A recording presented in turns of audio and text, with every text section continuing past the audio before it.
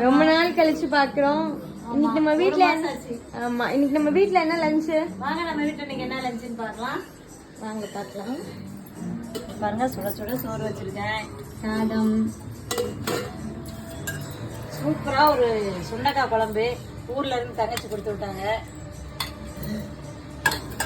நீங்களே கல்டிவேட் பண்ணது. ஓகே. ரசம். தயிர் தாளிச்சு வச்சிருக்கேன். ஓகே.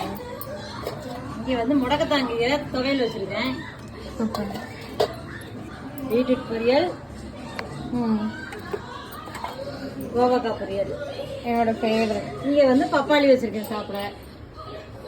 இனிமேல் நான் டெய்லி வீடியோ எடுக்க போறேன். எங்க அம்மா வீடியோ எடுத்தாதான் சமையல் நிறைய செய்யறாங்க.